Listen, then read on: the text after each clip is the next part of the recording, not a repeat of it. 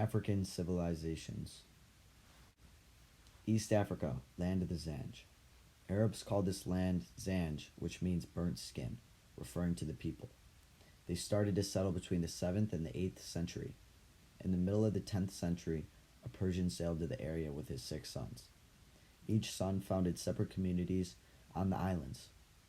The settlements were named Mombasa, Pemba, Zanzibar, and Kilwa. These settlements became very important trading centers for the Indian Ocean. These trading sites stretch from Mogadishu to Kilwa, from modern-day Somalia to Dar es Salaam.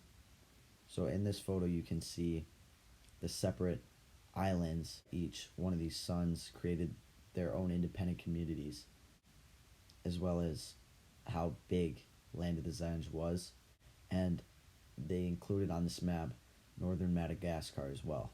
So trading in the Land of the Zanj, they exported ivory, gold, and rhino horns as far as China. So you can see what Eastern Africa was known for with these rhino horns and ivory as well.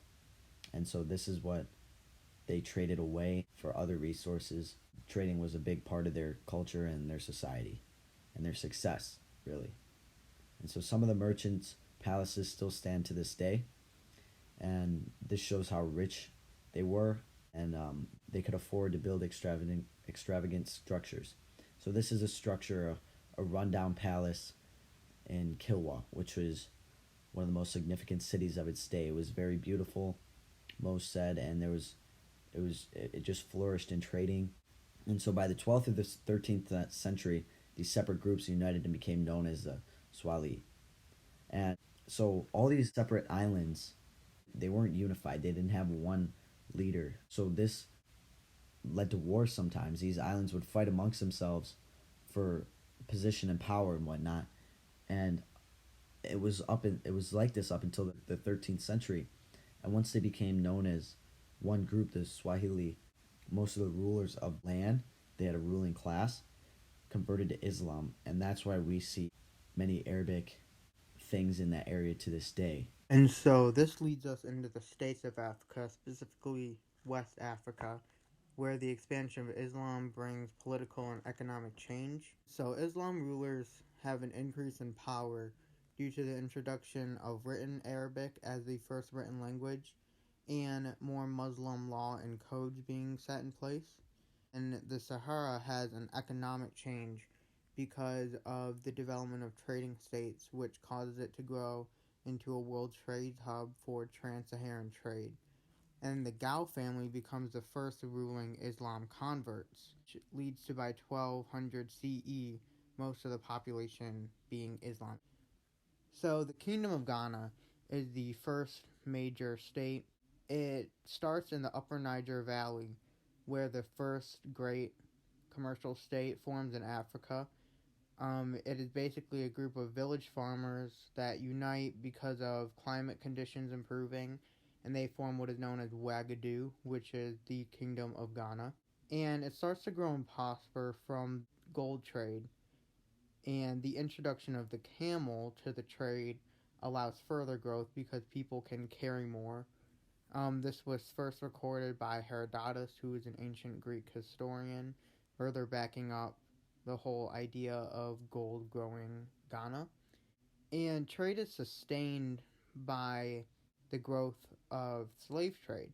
Among that, they also export leather, ostrich feathers, ivory, and gold, of course. And then they started to import weaponry, cavalry like horses, clothing, textiles, and salts. And all of the traders start to switch from nomad Berbers to Muslim merchants, which leads to Muslim merchants become extremely wealthy and move into the city of Saleh, which is the capital, where the kings of Ghana also reside.